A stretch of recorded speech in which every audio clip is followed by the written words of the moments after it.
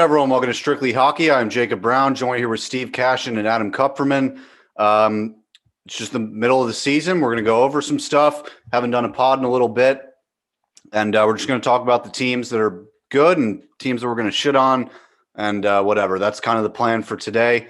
So right now in the North Division, you got the Leafs leading by a good amount. Then you got Florida leading in the Central. Of course, they're just so much better than the Lightning. They're the number one team in the NHL, Stanley Cup winners. Let's go.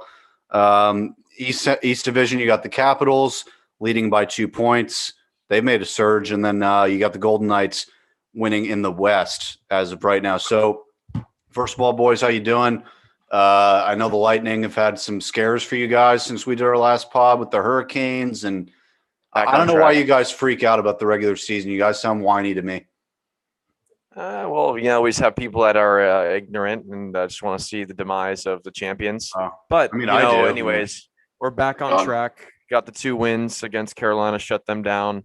Now they're finding their way again. Anthony Cirelli back in the lineup, and I think we'll be just fine. Regular season. It's just the only reason you freak out in this year is because I keep saying it. It's because the 4-point swing every night. You're playing in division.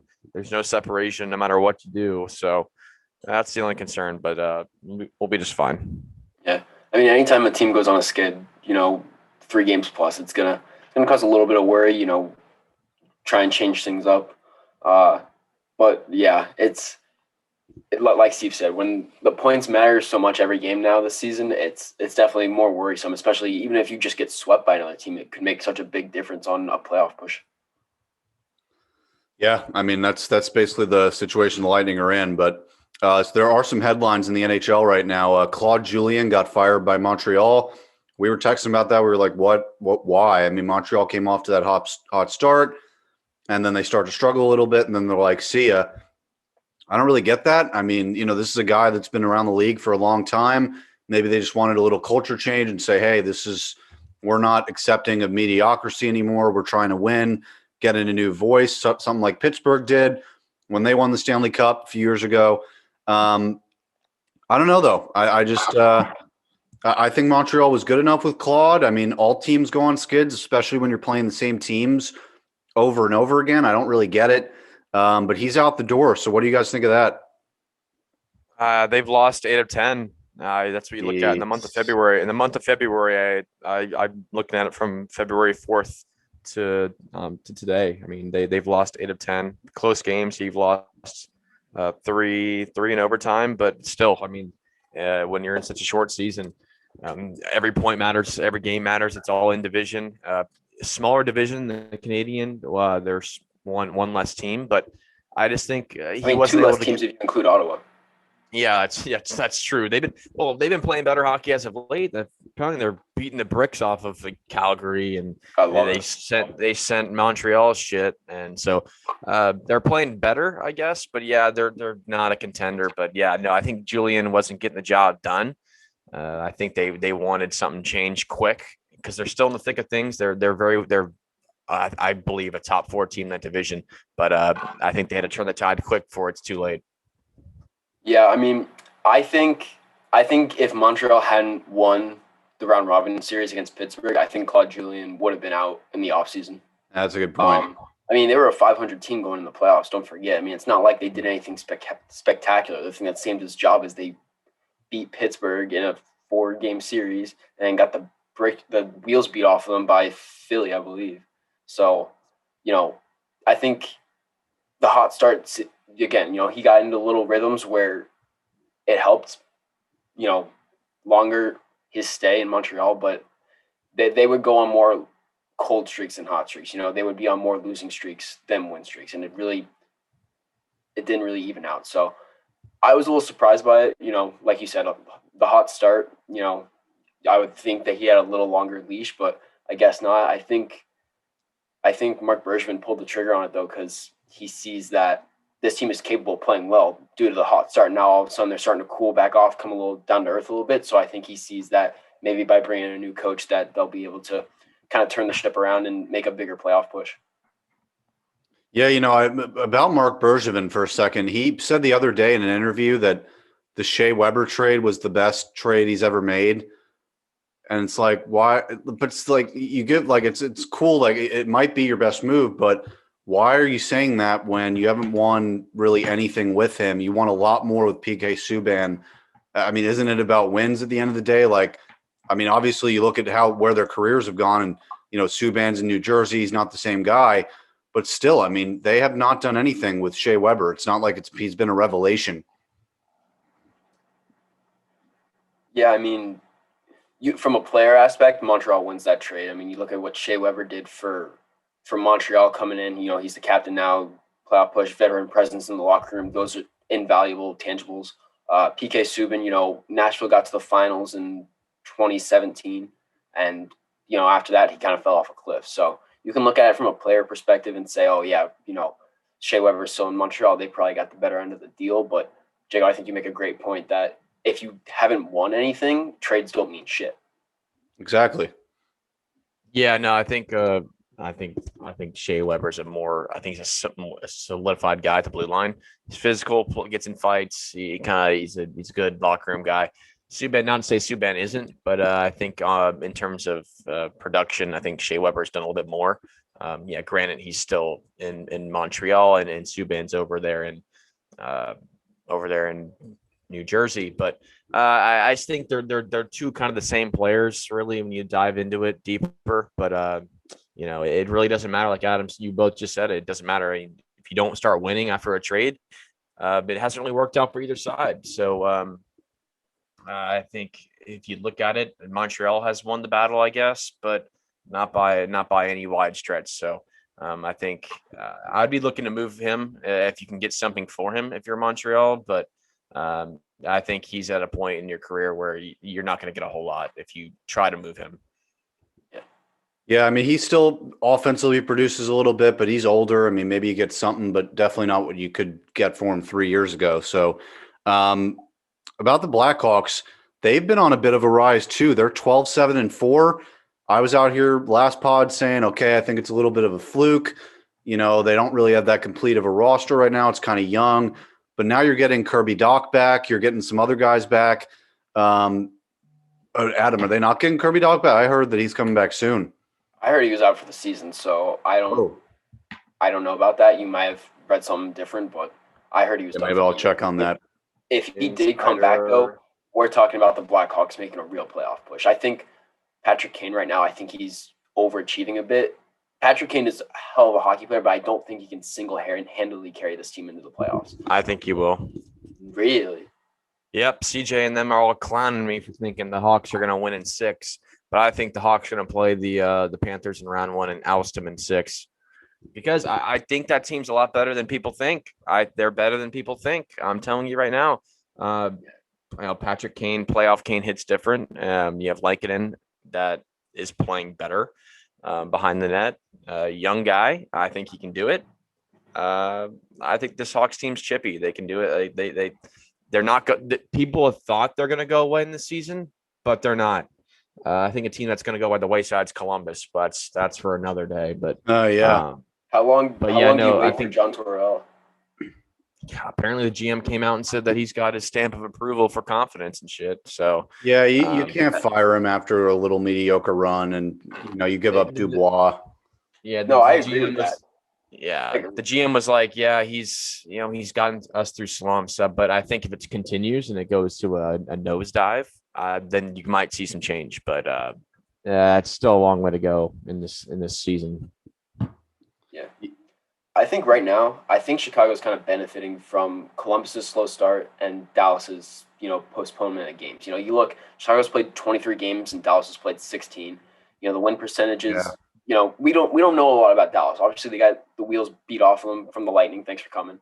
But is that the Dallas Stars, or is that the Dallas Stars that are still trying to get their momentum going? I mean, let's not forget, they got, essentially an extra week of training camp because of all the COVID procedures. Their first 4 games, I believe, were postponed. Then they had another 4 games postponed due to the weather in Dallas. I think this team really hasn't found a stride yet, and they haven't had the chance to. So I think Dallas still makes a comeback and tries to get back in this playoff push.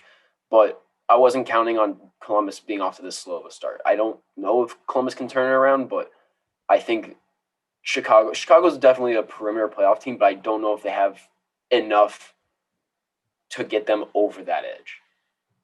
Yeah, you make a great point with the Stars there, because I was thinking about that the other day. Like, yeah, everyone thinks this team, oh, they're in last as of right now, but they have enough depth. They were a team that was in the Cup final last year. They had COVID issues. They had obviously the snowstorm and power outages in Dallas. Haven't been able to play, getting on a consistent roll. I mean, that's huge in the season. And Tampa was a victim of that as well, with having a week off, and they go and play Carolina, get beat twice, and they come back and people go, whoa, what's happening?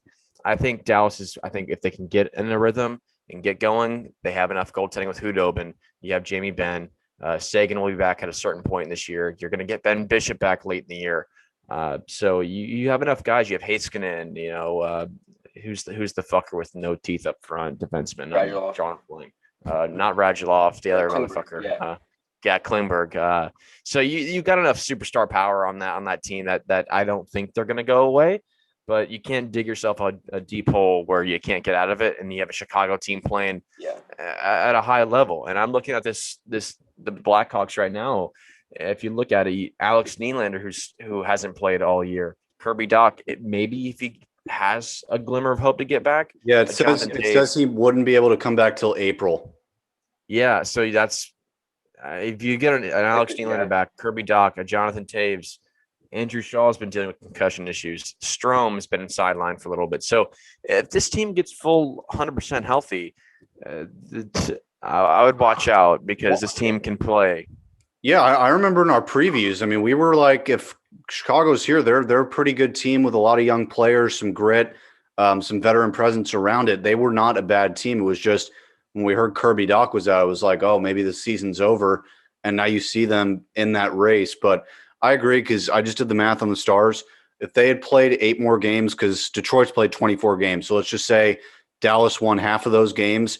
They'd have 24 points. They'd be over Columbus, and they'd be 2 games back of Chicago. So that's just to going 500 in the 8 games that they've missed.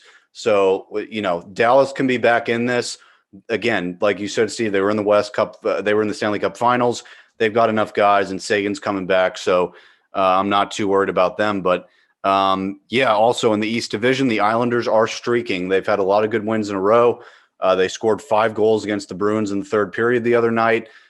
They've won a few games in a row, I think, but they're 11-6-4 overall. And Steve, what are your thoughts on the Islanders?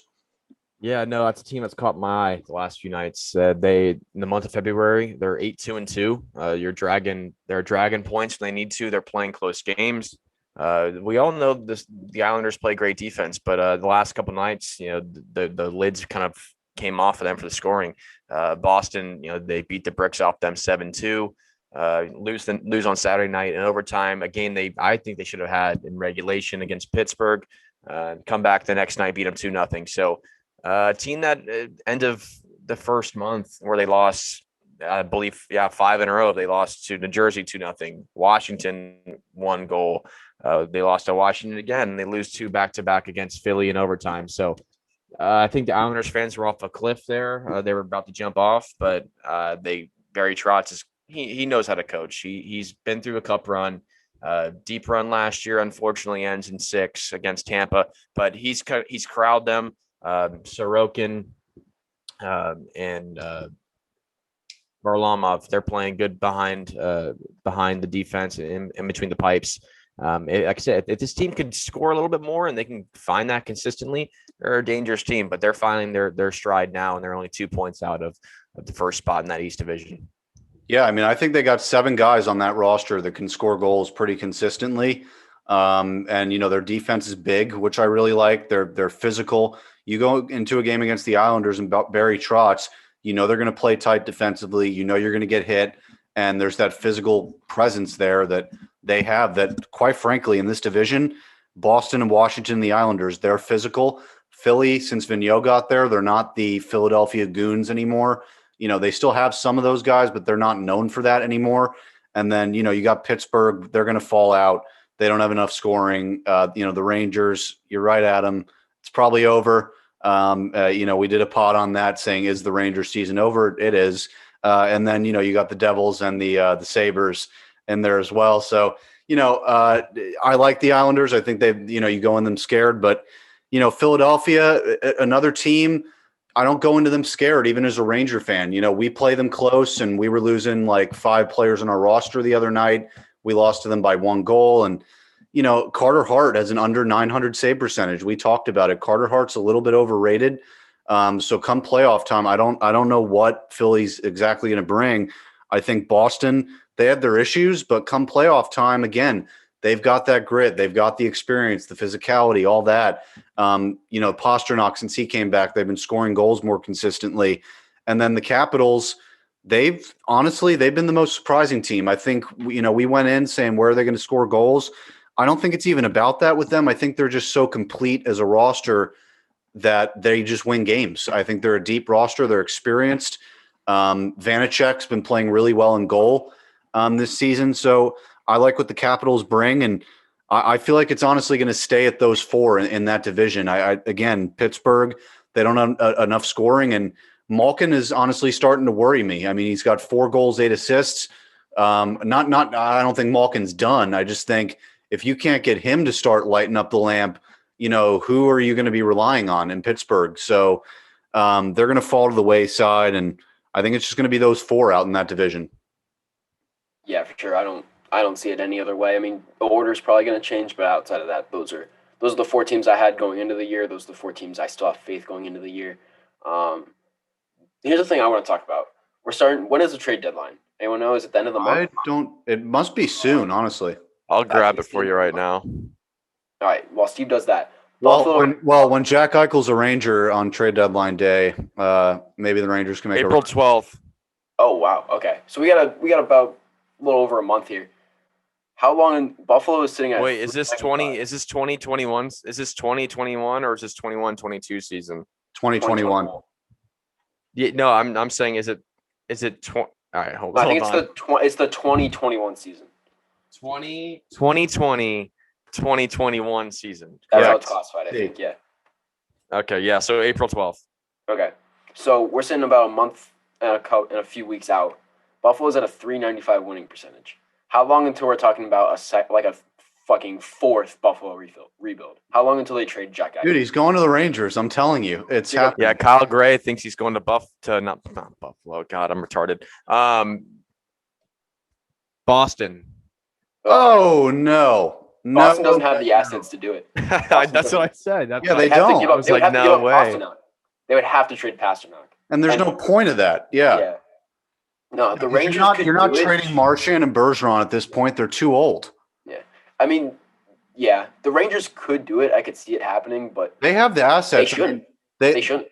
Yes, they should. I mean, Zibanejad hasn't done shit this year. So you're gonna have to give up Lafreniere. No. You're gonna have to.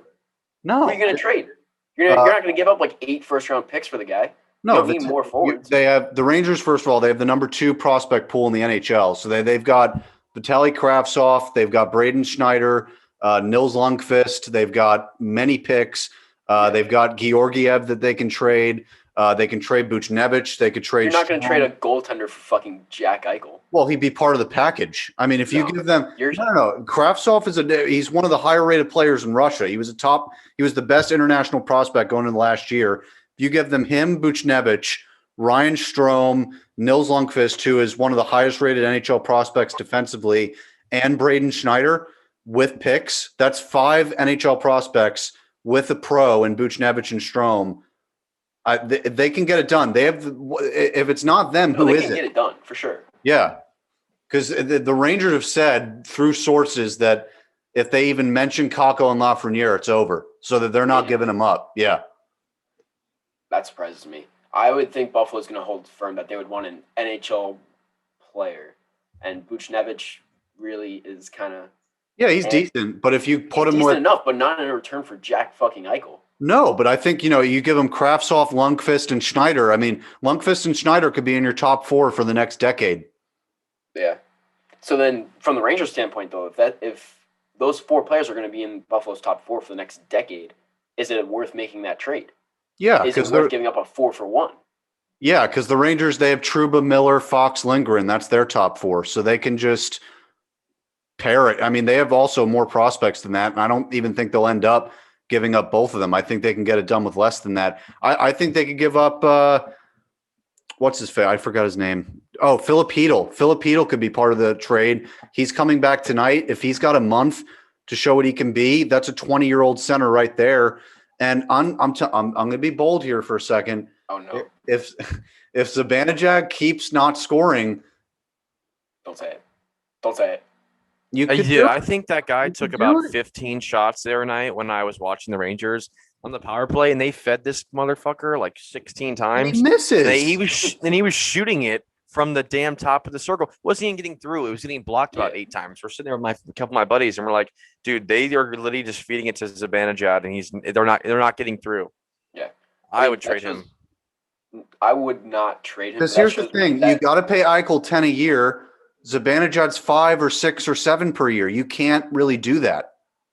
Better hope Panarin comes back from the communist concentration camp from Russia. Yeah, how have we not talked about this? Like, yeah, what the hell is that about? Wherever he's lost, he's in some camp that Putin's built over there. Jesus Christ! Out for the season, Putin. That's Putin's like, oh, you go against me. I'll say you beat up 18-year-old girl. Yeah. I mean, Putin's the greatest hockey player ever. What do you have? Like 11 goals in that. Yeah, because you want to play defense against that guy. You play defense or check him and body him. You're gonna get your family and yourself are gonna wind up missing in Russia. You're dead. The guy who laid out the red carpet that he tripped on, that guy's missing to this day. So I don't know. Oh my god. Good luck, Jacob. Good luck. Yeah. Just trade Panarin for Eichel. There you go. Buffalo would probably fucking do that too. Oh, they'd do that in a heartbeat. Are you kidding me? Hey, and Eichel's like, seriously, you get me Taylor Hall and he's got 1 goal. Does he really? Is that it? He has 1 goal. Oh, that's tough. Do they trade Taylor Hall? Is that a piece? I mean, he's a rental, essentially. I think they do, yeah. That's what New Jersey did last year, shipped him off to Arizona because he wasn't going to re-sign there. So I could see him getting moved again. I think so too. I mean, you put him on a third line somewhere and, that could be a guy, Jacob, that I would go after. Taylor Hall.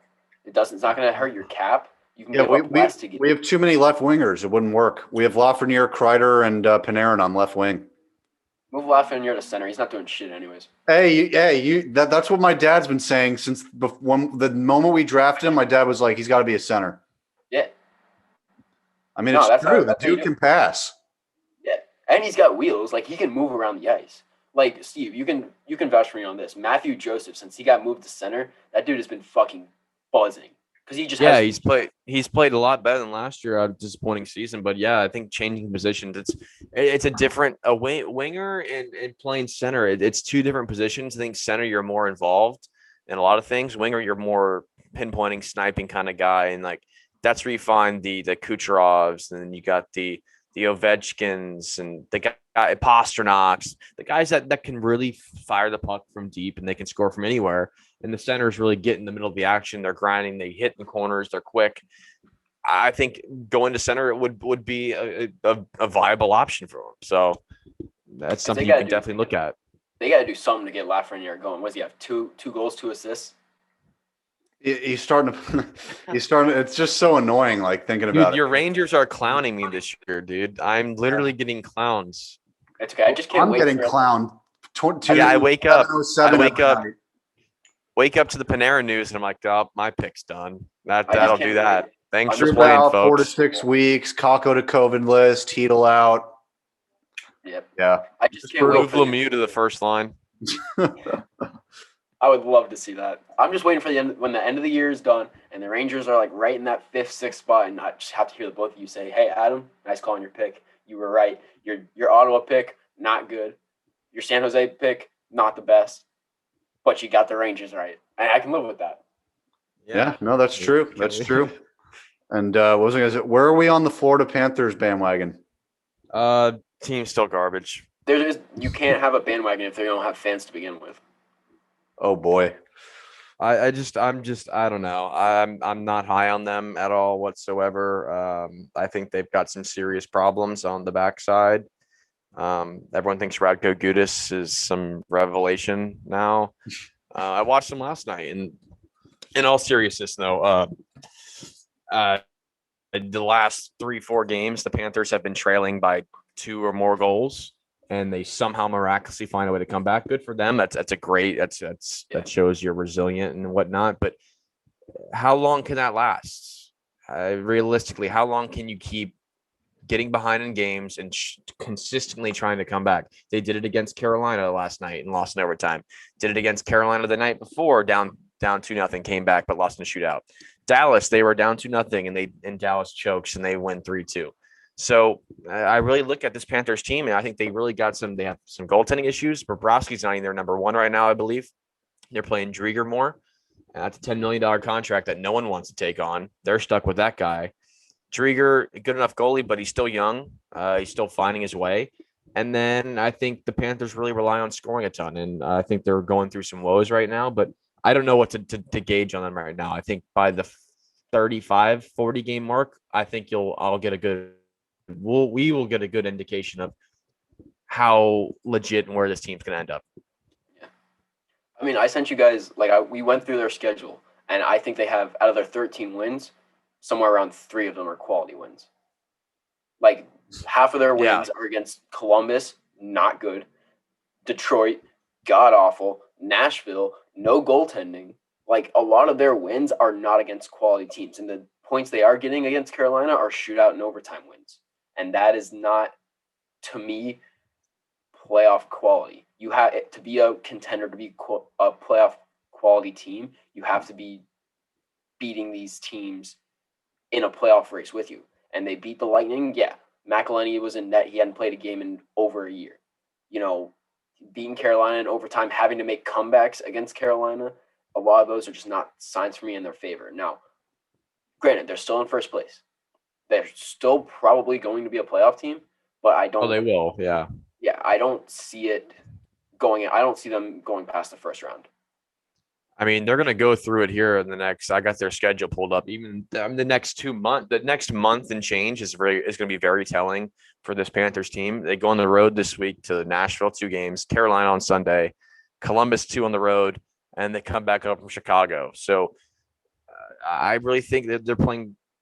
They play Carolina, Chicago, Tampa, Dallas, Carolina again on the road, and us in Dallas on the road to start April. So these next 20, like I said, 20 games are going to be it's going to be a good indicator of if they get through this stretch and they're still playing great hockey. I still think they're for real. I think they can do damage and give you a hard time and push you 6-7 if possible. But I just don't believe come playoff time that all these guys are ready for that.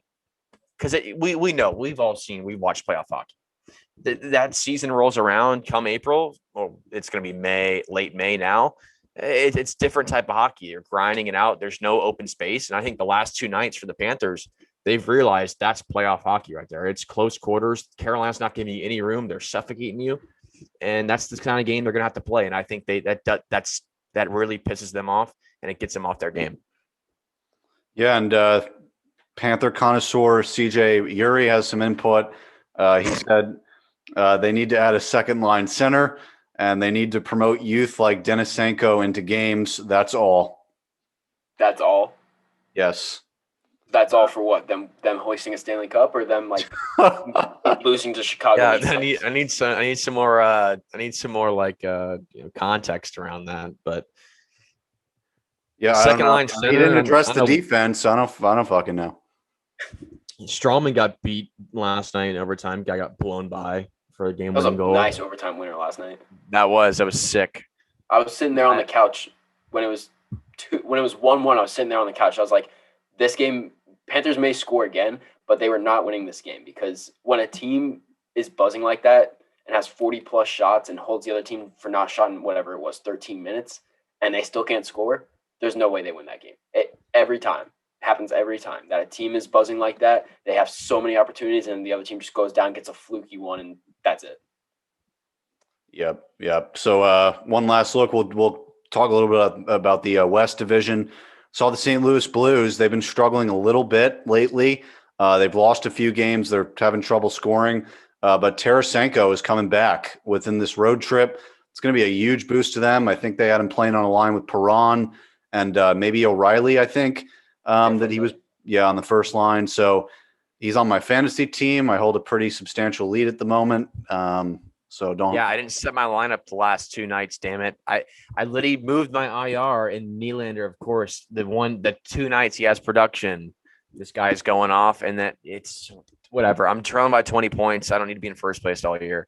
It's good. It's a good little adversity to get to battle through. So yeah, that's true. Don't worry. The mirage is coming, Jacob. You should have given me the CJ Uri treatment.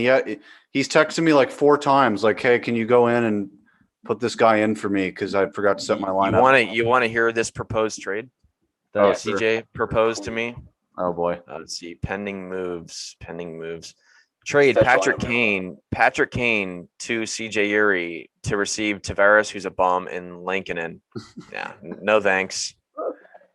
Yeah, I'll take Showtime Kane, who's given me 6 points tonight. Jesus. Yeah, no shot. I'm giving that guy up. I would say that's not exactly a great trade for you. Review, decline. Yeah, set your lineup while you're at it, big guy. Yeah, I did. I got the rest of the week lined up. Attaboy. Hopefully Bennington doesn't give another 6 spot. And then tries and fight the entire other team. Joke. That was amazing. Yeah, trying to take a run at everyone. I'm 4 for 4 out there so far. I got the 4 teams correct. Minnesota's in the West streaking right now. Yeah. What are they on a 7-game point streak right now? Because they lost to. Yeah, I believe so. Yeah, I love Kaprizov. He's a stud. I mean, I was talking. They should have won. They should have won regulation last night. They choked that one, but yeah, Mark Stone, the Lord and Savior of your favorite team, Steve, the Vegas Golden Knights. Dude, those brain buckets they have on those gold ones are so stupid, dude. I watch it. I'm like, what am I watching? Like Rec League? It's not good. Looks like Notre Dame. You ever seen their helmets?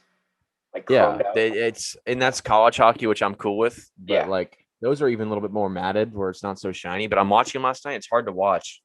But they just need to go back to the gray ones they wear. Keep it simple, classic. Yeah, if they had worn that out, Seattle got it right though. Yeah, a lot. That's another thing to factor in too. A lot of teams are going to be thinking about the expansion draft when it comes trade deadline time, thinking, okay, I kind of want to keep this guy just so I can give him to Seattle. How about the Kings though? They're 1 point out behind Colorado. Hey, good for them, man. We kind of trashed them a little bit on the previews, but they got a lot of good young players. Yeah. How long until they bring up Quentin Byfield? They got to just do it. I mean, what are they waiting for? You have nothing to lose. Yeah, I think you wait a little bit longer and see it like at the trade deadline. Because if you're selling at the deadline, he's going to come up anyways. So I think you kind of wait around the trade deadline and see if you're still in the playoff hunt. Yeah, I mean, at the same time though, the Ducks just called up Zegras and he looks great. Yeah. Did you see he tried to pull off the Michigan last night? Yeah, that would have been sick. That's ridiculous. Yeah, we've never heard the end of that. Oh, first career goal, freaking Michigan's.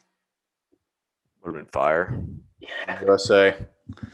All right, boys. So we went over the NHL for the last few weeks. We'll get one out for you guys next week. And when Jack Eichel's a New York Ranger, we'll do a special pod. And I'll be very happy when we do so. I called it now. What day? March 2nd, I called it. Jack Eichel will be a Ranger in a month and a half. All right, so you can watch this pod on YouTube. Link in the description to the channel below. Or you could type it into the YouTube search bar. And type in Strictly Sports Productions. You'll find it. All the pods are organized into playlists, so you can find this pod pretty easily on there. Also, you can listen to it on iHeartRadio, Apple Podcasts, and Spotify. You can follow us on Twitter at Strictly Sports P and on Facebook and Instagram at Strictly Sports Productions. For Adam Kupferman and Steve Cashin, I am Jacob Brown, and we will see you next week.